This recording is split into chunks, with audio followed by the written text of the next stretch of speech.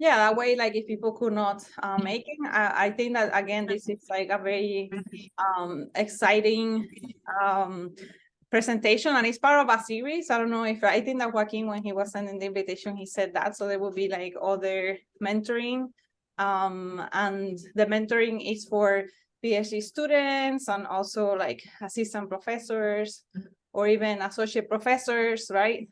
That everyone really, because we all have like something to learn. And I had the and Betty, we are all planners. And so it is the Association for Collegiate Schools of Planning. And so we have a subgroup that is of planners of color. And we obviously do like some programming outside of the conference. And when I am not in the leadership of POSIG anymore, Joaquin is as a student representative. And when I saw your presentation, I was like, oh my God, like this is like so great. It made me think of all the things that I should be doing, right? And what I was captured with your presentation the most is that you actually were doing it as a researcher, that were interviewing people in the field that were getting grants or giving the grants, right? And a lot of people, especially those that are giving the grants, and how they think in order to fund a good idea. And I think that's something that you said, is that we all have like good ideas. It's a matter of like how we organize it and how we tell the story and the narrative in a way that we do end up getting funded, right? And also like Betty Lade, she has a book. So it's like, this is not only a talk, but there's a book that you can read, and it takes you like basically a step of step. What are the things that you should be thinking about? Something also that I loved, it was the fact that, you know, you should start from what you're passionate about and doing that research that you really want to do that deserves that funding. I feel that many times we're doing it backwards. We see a funding and we try to think about, okay, this is something that we are going to slap together, right? So I never liked that approach.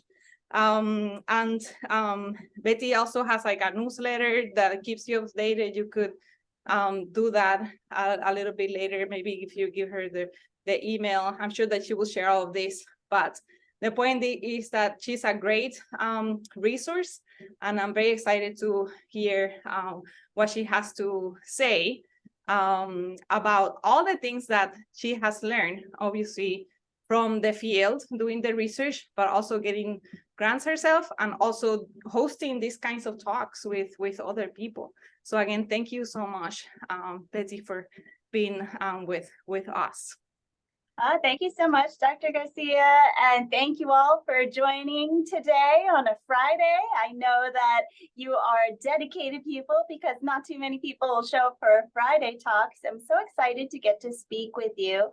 And as Dr. Garcia mentioned, our plan for today is to talk a little bit about grant writing. So I have some slides for us today. I'll spend about 30 minutes on the slides and then open up for your questions. And if you're interested in the handouts, there's a QR code here on the screen, and I also dropped it in the chat. So feel free to snag those if you feel like you're a notes person and you want to take notes as we go. But Joaquin also said he would send out the link afterwards. So would love to just check in on where you all are at. Where are you in your grant writing journey? Are you an A, B, or C? Somebody who's new to grant writing, submitted before, or C, someone who's secured funding? I will say sometimes we feel a lot of feelings in academia about where we ought to be or should be. There is no judgment here, just trying to take a temperature check. So we have the full range of folks, everybody from A's to B's to C's. Great. Well, welcome. I hope that all of you will get something out of our time together looking through slides, because my goal for our time today is to talk about some common pitfalls that people go through as they're writing grants. And so hopefully we can cover information about how to write more fundable grants and help you avoid some of these pitfalls. So for those of you who are C's, you may see things that you already know, so it may just be a reminder. But for those of you who are A's and B's, some of this may be new, and hopefully that helps you get on a faster track to getting funding. And again, this is that handout for today, so I'm just mentioning it in case you want it. But we're going to go through 7 different mistakes that people can make. And let's start here. We're starting from the top and we'll go down to number 1. Number 1 is the most important one, so please do pay attention to when we get there. So top 1, grants don't matter. This is a myth, and we know that it's not true. Here's some data on this. Grant writing ends up being a key criterion for promotion and tenure. So Rice and colleagues, they did a study where they looked at 92 randomly selected institutions worldwide.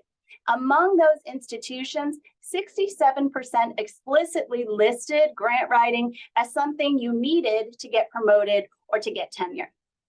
Now, you may not care at all about tenure, you may not be on a tenure track, and also you can't live your life based on what institutions want. So this first one, maybe you look at that and say, who cares?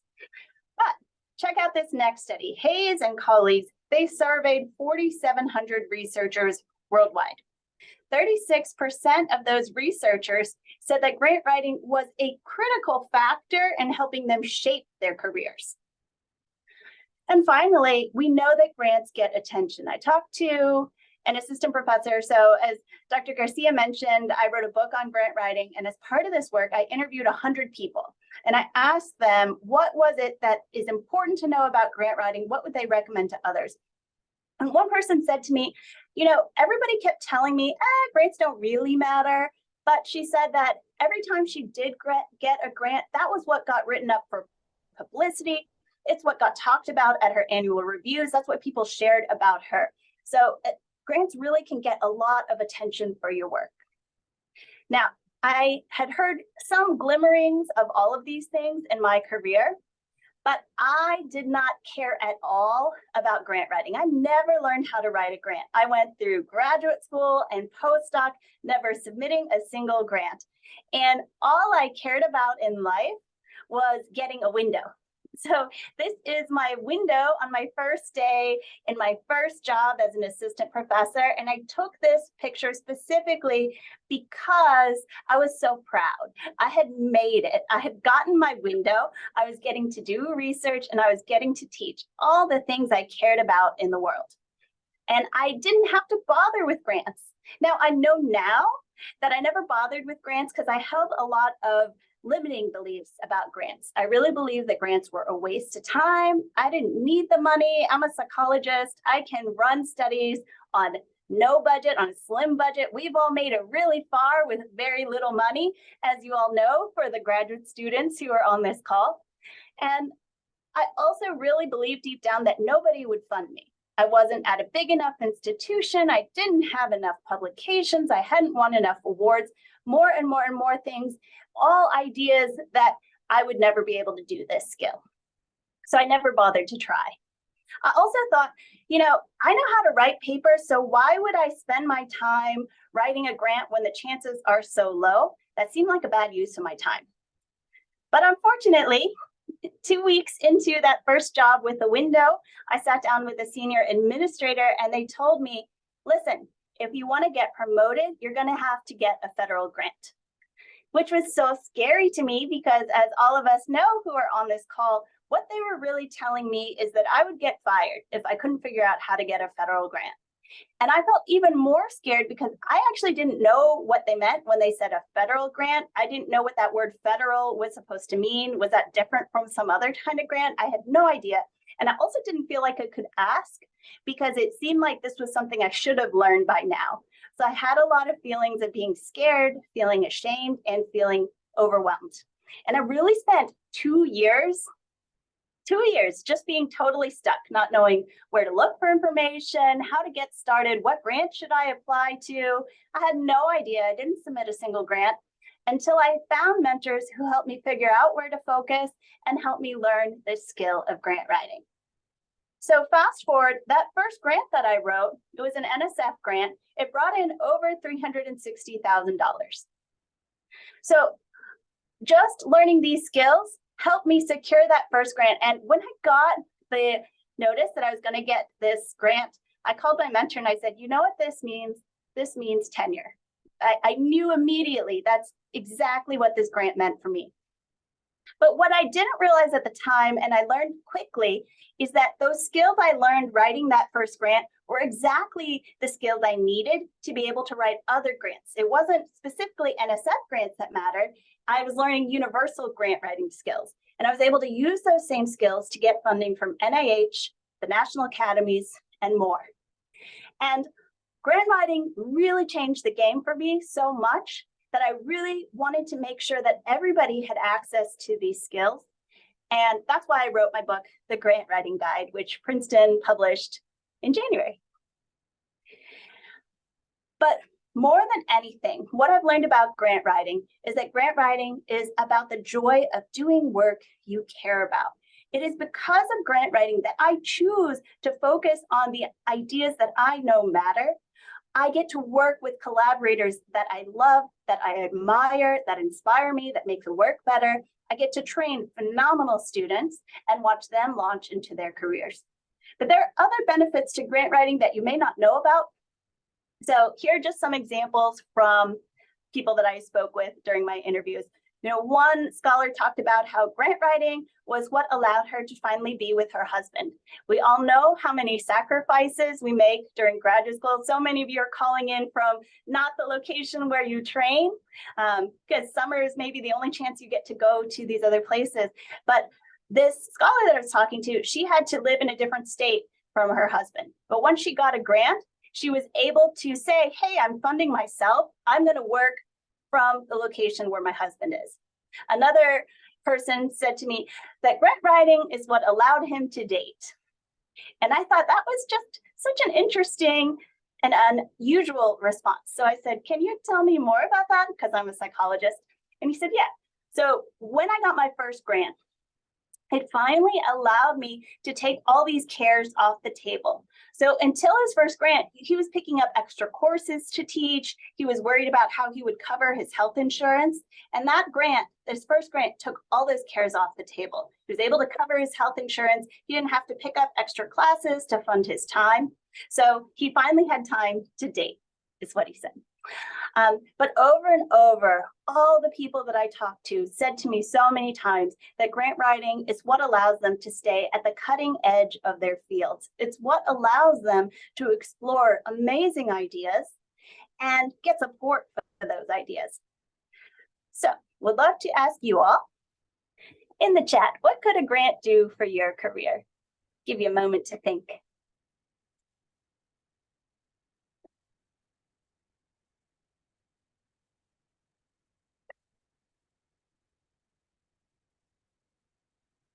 Thanks, Dr. Garcia.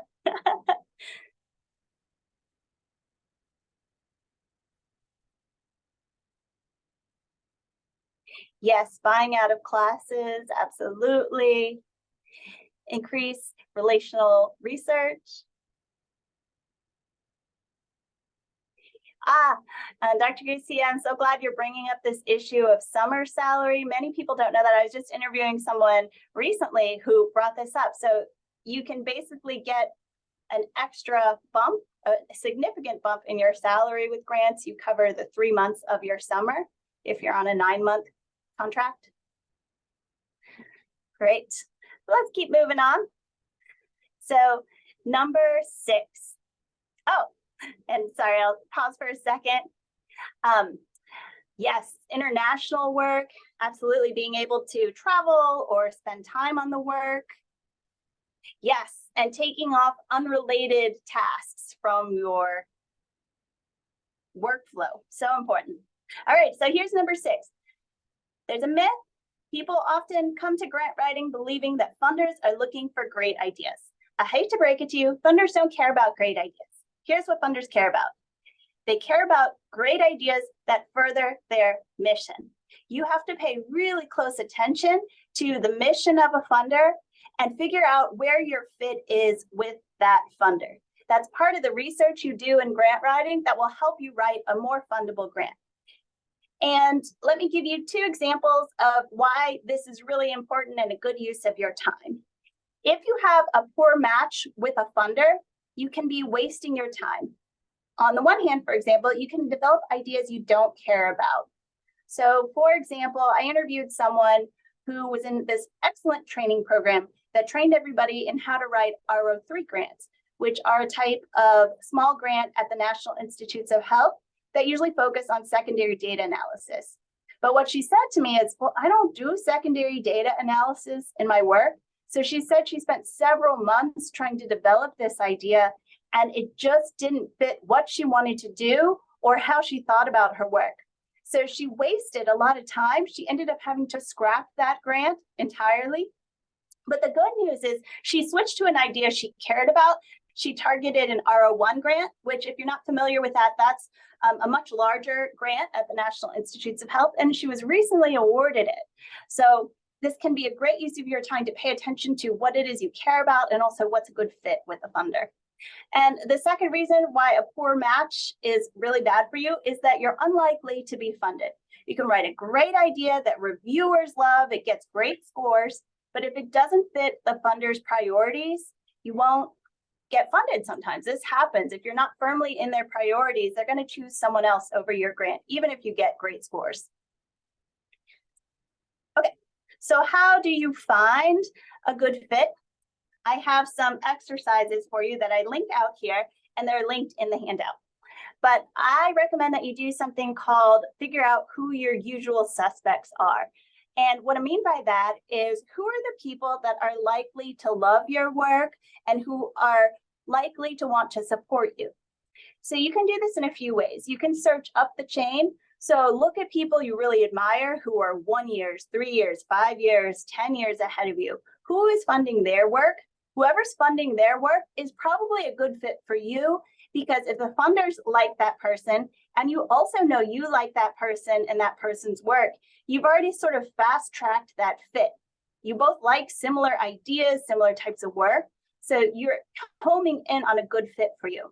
You can also search in-house. So for all of our Texas A&M folks in the house, you know that when you look at a map of NSF research and the heat map of where the funding goes, a lot of funding goes to Texas A&M. So look at who are the people funding work around you at Texas A&M, for example, whatever your institution is, because those funders have already been convinced that they like your institution.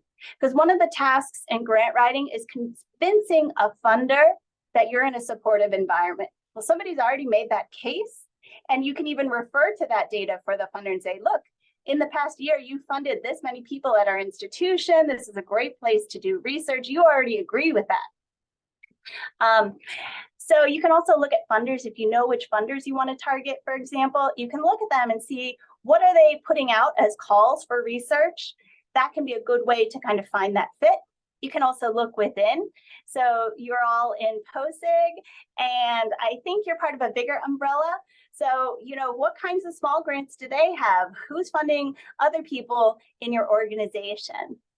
And then also talk to your research administration office. So most organizations have either a central office, or if you're really lucky, they have somebody within your school itself that you can talk to who specializes in grants.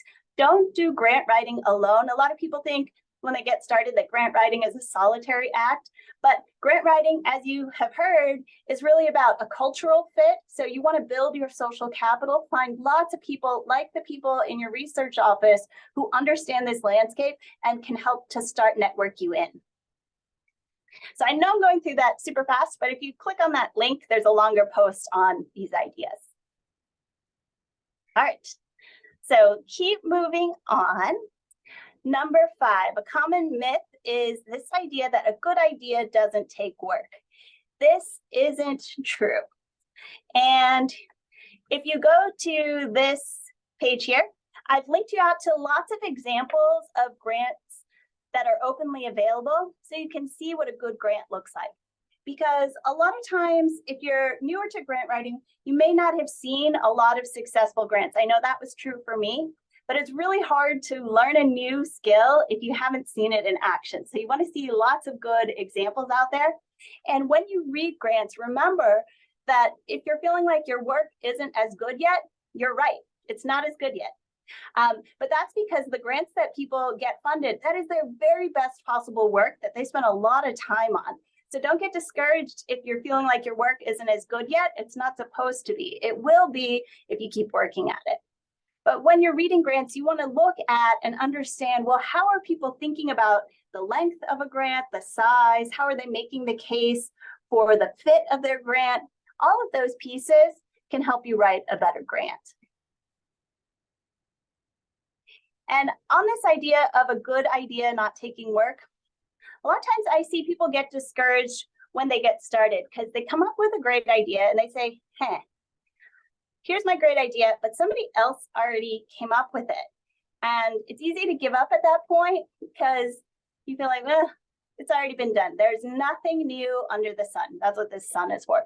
And this is actually an encouraging thing. If you're seeing other people get funded for ideas you have, that's a good sign. You have fundable ideas. It is somebody got there first. But if you keep at it, you will come up with ideas that are fundable.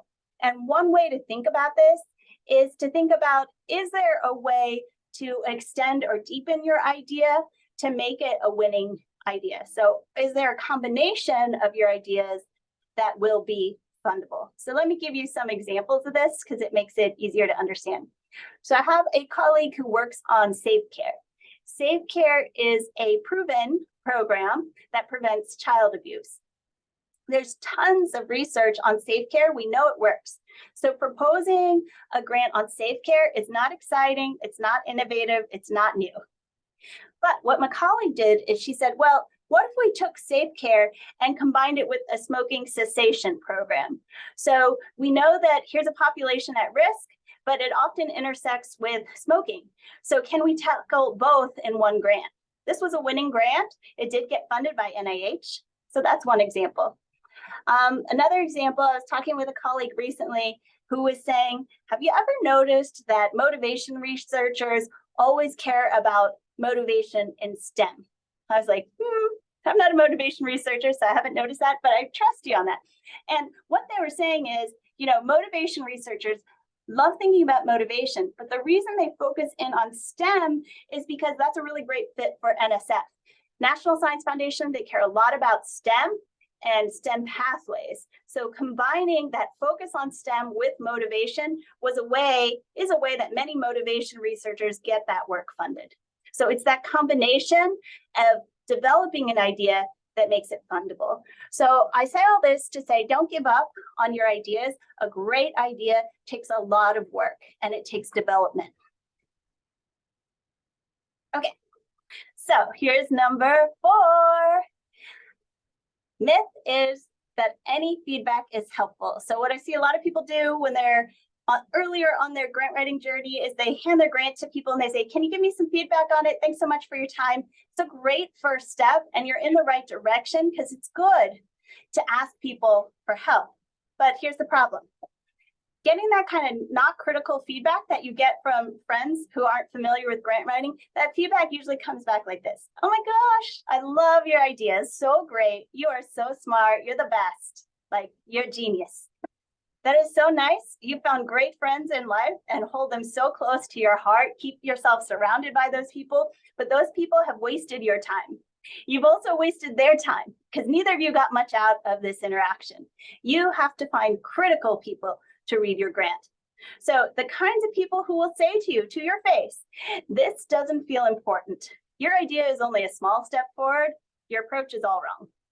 You don't even have the right equipment. You need to hear those things from people because reviewers are going to say that in their reviews. So you want to find those problems early on while you can still fix them before they go to reviewers. And if any of you have heard me say this joke before, I apologize, but the joke in grant writing is that you want feedback from the people who will tell you that you have an ugly baby. It's that kind of people who are just so frank and who will tell you whatever it is you need to hear. And that's really because grant writing is a social process. It's not only you in the grant process, you've got program officers and reviewers involved in the work, So because it is social, your writing needs to be an interaction with different people. So you need to get real feedback from real people to develop a better grant. Okay, I'll give a quick pause here for a second. If you are still with me, can you give me a thumbs up or some other reaction? Awesome, thank y'all. All right, we have 3 more. Myth number 3, your job is to explain what you're going to do. This is where a lot of people like to dive into grant writing, and it is a mistake, but you can fix it. So let me show you what I mean. The myth is that you should focus on what you're going to do, when in truth, your grant needs to start with why you should do the work first. So let me give you an example of this. If I come to you and I say, I need $20 million to get rid of this boulder on the hill, your immediate reaction is probably going to be, what? Why? No, that's too much money. You're ridiculous. Why would we do this? You want to understand why first. Notice how different it is if I start by answering that why question. If I say to you, look, there's a boulder on the hill that's about to fall. And when it falls, it's going to destroy the grain center for an entire community. It's going to take $100 million and 20 years to get this community back to its current level of functioning. But we can prevent all this by spending $10 million now to remove this boulder. Now, hopefully you're on board with me and you're willing to hear what I want to do next. So you have to explain why. Now, I know this is an abstract example, so let me give you a grant example. My first grant that I mentioned, I came up with my grant, and here's what I told people. I'm going to model risk and resilient academic trajectories for a city directly impacted by a significant natural disaster. I really was so proud of myself. This actually took me a long time to write, but I was patting myself on the back. I showed it to a program officer. He was like, this is what? No, you're all wrong. After significant revision, I landed on this. Schools are an epicenter of recovery after disasters. If we can understand how to help schools, we can help communities recover faster. This was a much different place to start, but notice that by shifting from what to why, I help people get on board with me and hopefully root for me in my work. And you can do the same by starting with that simple shift. Focus on why first. Okay, here's common myth number 2. A lot of people believe reviewers have time to review your work in depth. You put so much of your heart and soul into your beautiful language, and reviewers are going to sit and love and nurse a cup of wine while they read your beautiful language. That doesn't happen. Reviewers are stressed, they are tired, they are doing reviewing as service work on top of their regular jobs. So this is not a time when they get to sit in and relax with their work. It is truly service work. Reviewers review because they believe in finding incredible ideas, but they have limited time. On average, across studies, people say that they spend at most 5 hours on your grant. This thing that could have taken you months to write, and most are spending 5 hours with you. So what you need to understand is that when reviewers are looking at your work, they are looking for the information they need to give back to the funders. And that information is the review criteria. So almost all funders give reviewers review criteria, and they say, rate this grant on these criteria. You need to learn and study those criteria so you can give reviewers exactly what they need, because they're stressed. They're not going to search high and low for this information. Make it easy to find, make it clear. Let me give you an example. At NSF cares about intellectual merit and broader impacts. But NSF is super helpful because they detail what they mean by those review criteria. So they actually tell you that this means they're looking for information that will advance knowledge. It will benefit society or advance desired societal outcomes. You can see it all here on the page. They give you very specific information about what they want. So your grant's going to be much better if in your grant you say explicitly, this grant will advance knowledge by. You want to make it that easy to find because a reviewer is not searching for it. You need to give it to them. Okay. Last but not least, the most important myth that people encounter is this myth that you're not ready. I told you that I had this myth. I just decided, well, I could never do this. It wasn't worth my time. I wasn't going to try. But here's the secret. The most important factor for getting support. Any ideas or guesses about what it might be? Feel free to put it in the chat. What's the single most important factor?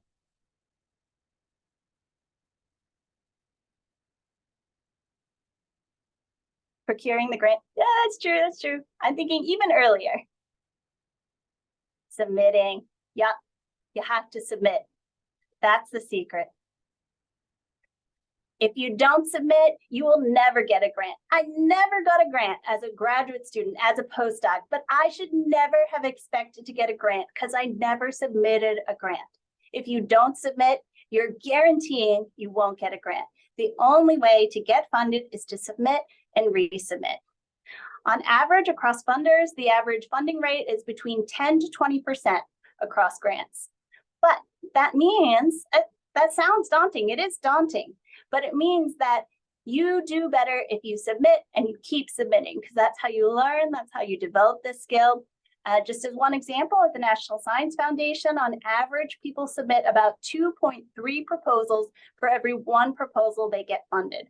So use a rejection to develop your work, make it better, and submit again, because the more you submit, the better you get at this, the higher your chances are.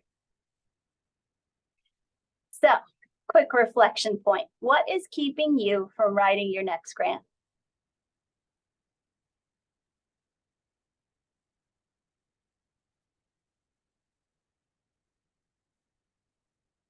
Or you can take the standard psychology way and say, I have a friend who has this issue. If you don't want to personalize it. Yeah, the time is truly hard because it does take a lot of time to write a grant.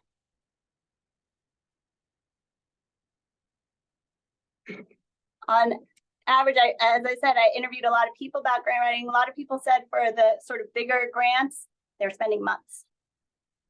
Finding a specific grant that fits your research interests, not being affiliated with an institution, yeah, those are definitely hurdles for sure.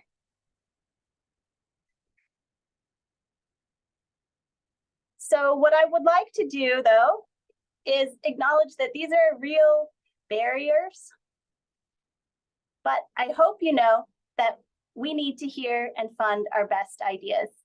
And as POSIG, you know that scholars of color don't get the support that they need in the academy. I believe very much that we need all scholars of color to submit and submit more. And I say that because our funding institutions are biased. We know this. We see this in the data. It is not unique to any one institution. We see this around the world. But because they are biased, we know that we are not hearing and funding our best ideas.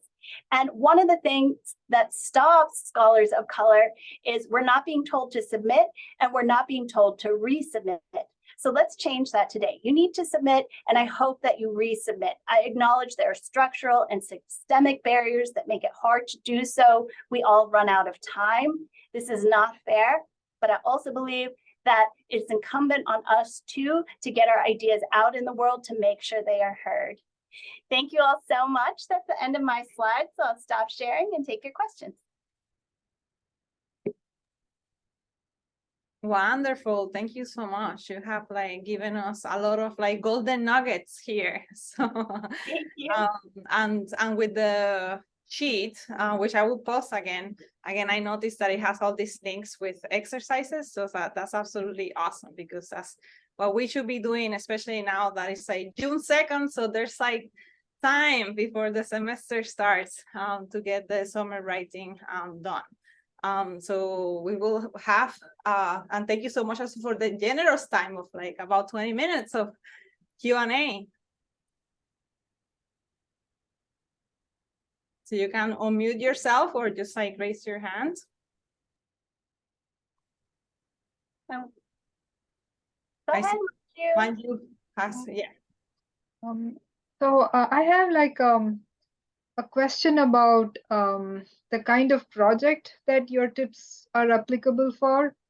For example, I am going to write a book proposal this summer, and I know there's a foundation that is open to funding research for books. So could you just speak a little bit more about that? Sure. Is your question about funding for books or? Yes, funding for books. Yeah, this is such a great question. And I'm in the middle of my second book myself. So I've spent a lot of time thinking about this question too. So what I will say is the skills and the myths I was talking about are applicable to all funders. So these are all skills that are relevant to getting support for your work. Because, for example, if you want a foundation to support your book proposal time, you're wanting to find how you need to communicate to them how doing so helps them meet their mission. So, for example, I've been looking at National Endowment for the Humanities, and they have grants for book proposals or book time.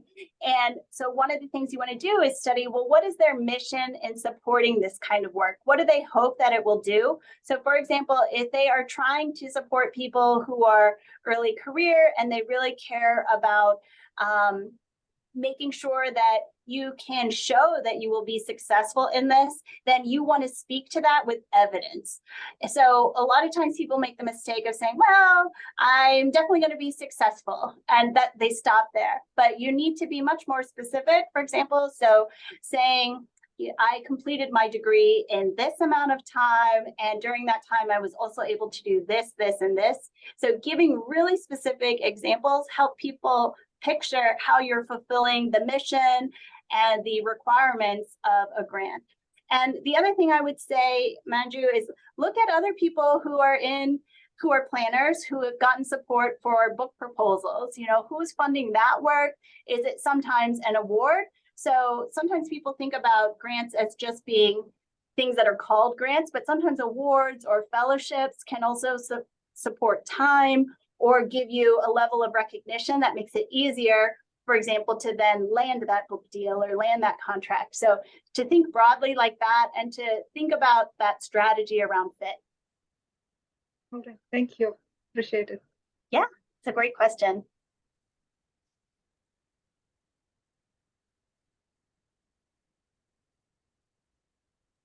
Dr. Garcia, can you talk about your experience? Because it sounds very relevant to Manju's question. Oh, well, yeah. I mean, for a book, in my institution, I applied for it's like creative works. And you know, it wasn't a lot. It's just like 5,000, but paid for an editor.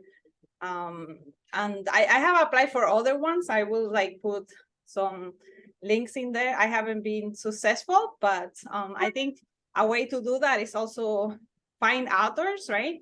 And see if they have funded their work, because that's kind of how I found some of these other opportunities as well. Now, I'm so glad you mentioned that because, and especially going back to this idea of the internal grants from your institution, that's such a great place to think about because, you know, $5,000, like you said, can fund editing, but it can also fund indexing. But also you can put it in your proposal and say, you know, here's clear evidence that my institution supports me. They've already given me this grant to do this work. So really using it to make your case for also why the publisher should think about publishing you. I have a question, Embreen. Hi, Embreen. So I was thinking, what are the, maybe Dr. Garcia knows the answer for urban planning specific grants? What are the resources? Where should we look for? Yeah, I think that for like Betty was saying, all of these federal grants are the same for urban planning. So NSF, it will be something that really funds a lot of work in planning. And obviously for many of you, the NIH is going to be very relevant if you do something related to transportation, walking, open space, things that are related to health. And so of those, I would say that those are kind of the biggest ones, but there's other ones that might be for this is the National Endowment of the Arts, if that's something that you can do. Although, you know, for housing, there's almost never seems to have that much money. So, but they're there. So and sometimes they put calls. Yeah, I'm wondering maybe also if Clara has like some list of usual suspects. When you say federal grants, is it like grants.gov website? What's Yes. the? Yep, you can find a lot of them there. So federal is a term we usually use in the United States to talk about 26 different federal agencies that give grants. So that would be NSF, NIH, EPA, but so that's a type of grants. And yes, you can look at them online. I think in that usual suspects, if you go to my blog, which is linked out in that usual suspects link, I have different directories where you can look up databases of different grants in there.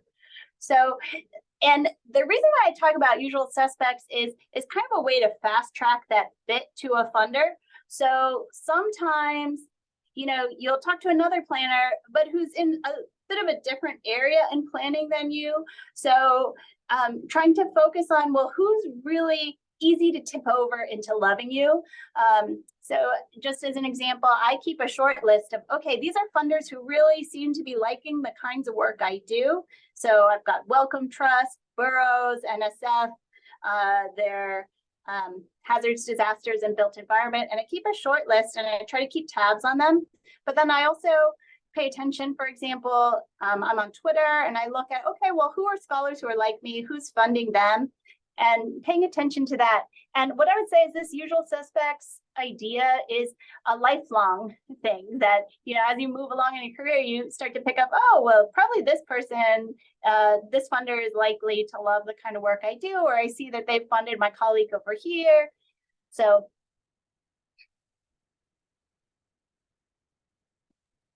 let's see. Did I interrupt someone? No, go ahead. Hi, Miriam. Hi, everyone. So I actually do have a follow-up question, comment. Maybe it's two. I do think this, for planners in particular, this raises a question of the specificity of opportunities, because those agencies are huge and they have a lot of different programs. And some programs peter out or the politics around them change. So it doesn't always help. In my experience, it doesn't always help to look at the CVs of folks, because these opportunities can be very episodic. So I do wonder, Evie, and I know we keep coming back to you, but if this raises the potential for maybe doing brain dumps around specific opportunities that are particularly aligned with some of our research streams in the moment. I wonder if this is something we can do over the listserv over the coming years, or ACSP. And I really take Andrea Gastro's comment about not being affiliated to a research institution to heart, because I think so much of our research is practice oriented and we want to sustain those collaborations. So that's just a reflection. And I put that out because I'm very interested in, at some point, applying for an NSF, but I don't even know where to start in that massive database of opportunities. So something to think about. My question is, what is the culture around sharing successful proposals with each other? Because how do I see winning examples, and what is considered appropriate and what is not, and how do we have that conversation? And I'm gonna turn off my camera because I have little ones coming in pretty soon. But totally understand that. I have a 4 and an 8-year-old. So Miriam, I love these questions. I just touch on your first question super fast to say, yes, things are episodic. And I love your idea to build a network around this. And, because things are episodic, sometimes things do come back. So paying attention to that can be helpful, but absolutely creating networks where we're supporting each other, because, this is the reason why certain institutions get funded so much more. They hear about things before others. They're sometimes writing the request for applications themselves. So if we want to make sure that we all have access to the same opportunities, we have to share what we know, which does lead directly into question 2. How do you ask for samples? So I have a section in my book on exactly this, and I talk about a couple different strategies. So the easiest strategy is to first look at, well, what's already out there. So that's the link that I gave you, scholarfoundations.com/samples. I've collected everything I've seen that's openly available and already out there, so that you don't even have to ask anybody as a first step. But then 2, it is usually easier to ask for samples from people you know. So I'll go through strategies, but I want to say that my philosophy is not sharing samples is a way that we make sure that only certain people and certain scholars get funded. I am dead set against it, and I think that it is a practice that harms the academy. We have to share what we know. This is important for scholarship. This is important for making sure that everybody understands what it takes to write a great grant. So I believe we should all be sharing. So I also believe it's okay to ask, and that it says nothing bad about you for asking. It says something bad about the academy that we're afraid to ask. But all that being said, I understand that it is hard to ask because people feel protective of their intellectual property because they don't always know you, and they don't always understand how you might use the information, whether you might be using it for harm. Can they trust you? Can they trust you not to steal their ideas? I understand all of that is real, and it is a problem, and that people have been burned in the past. So I don't want to negate that those things are true, but I also believe so strongly that it is one reason why some of us get locked out of funding. So I think it's important for us to share. And I just will say that I know early in my career that I definitely asked people for samples and they didn't share. And now that I'm further along, so I'm an associate, I'm going up for full next year, I see that that is just bad behavior. I am not on board with it. So anyway, since this is being recorded, I'll stop there. So let's go into actual strategies then. So given all that context, understanding that it is risky to ask, it is risky to share, how can you ask in a way that feels safe? So the easiest asking strategy, if you can't find a sample online, is to start with your trusted network. So people who know you, who trust you, who love you, they're more likely to be able and willing to share samples with you because they know that you won't run off with it and not be trustworthy with it. So start there. If you don't have anyone within your networks, can you tap someone in your network to make an introduction? And then second strategy is to ask, cold email, cold ask. Sometimes that can be easier to do if you say, could I have a meeting with you? Would you be willing to meet to talk with me before you ask for a sample? So, if you get on the phone with them, they're nice, they like you, then at that point you could ask if that feels safer or easier. I will say that once I got encouraged to ask for samples, I really didn't feel comfortable with it. I really didn't want to do it. But I did end up having to cold email some people, and I was really surprised and pleasantly surprised that people shared, and it really moved the needle for me to get to see, okay, this is what a fundable grant looks like for this specific program at this funder. So I know that made a big difference for me.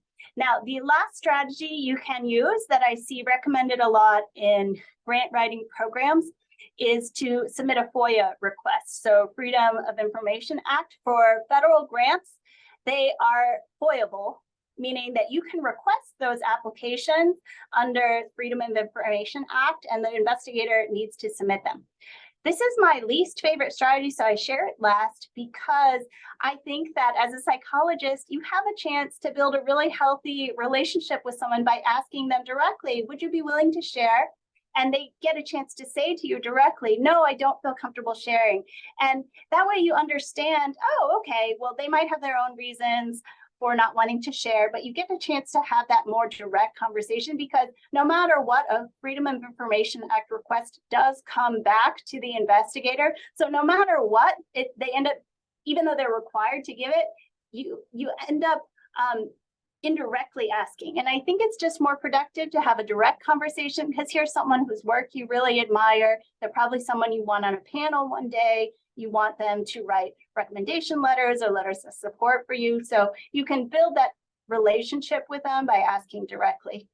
So I have a lot of thoughts on this issue, so sorry for going off on my own tangent, but that's my perspective. I did interview a lot of people about how to get access to samples, and the frontline strategy was to go through trusted networks first.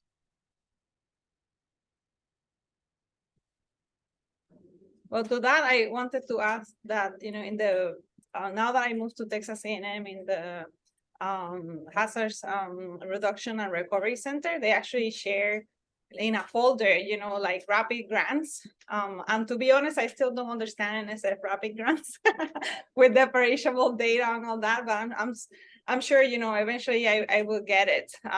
But that's something that you could do also, like try to do in your own institutions or research centers, just to have like a shared folder. I think it'd be interesting to do something, you know, among POSIC to see, can we share? I know in the past we have done like the packets for submitting to tenure for meetings like this, in where we put a password on it and only the people, you know, that are here can use it. That might be an interesting idea, because we have been talking about, after doing this talk, having something more specific on NSF, and I could share more about like a grant and share that, but there might be other examples that we could find. Even if it's like 2 or 3, it might be helpful for you to start looking at the language, because again, to be honest, everything is like, it seems so foreign and different if you haven't seen it before.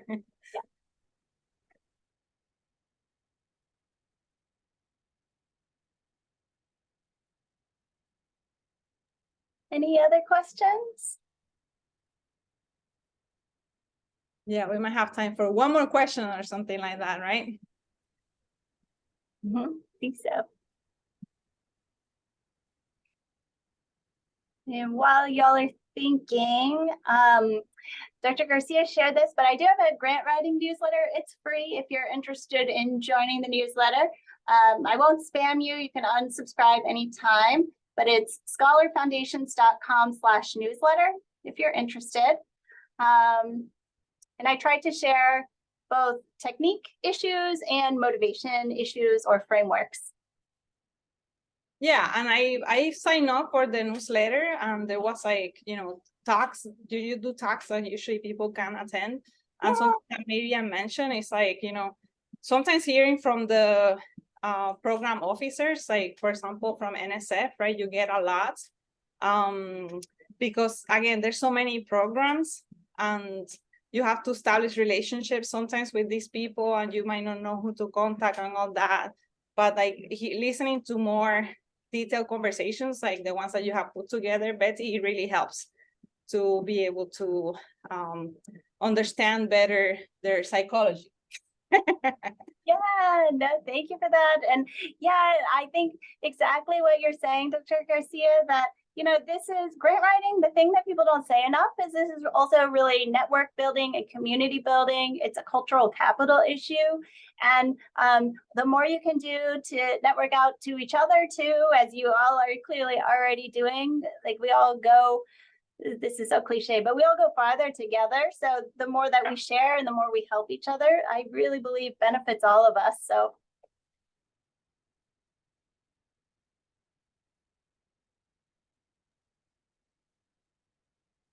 I think if there's no more questions, you know, let's just like thank Dr. Betty Lay for her time with us.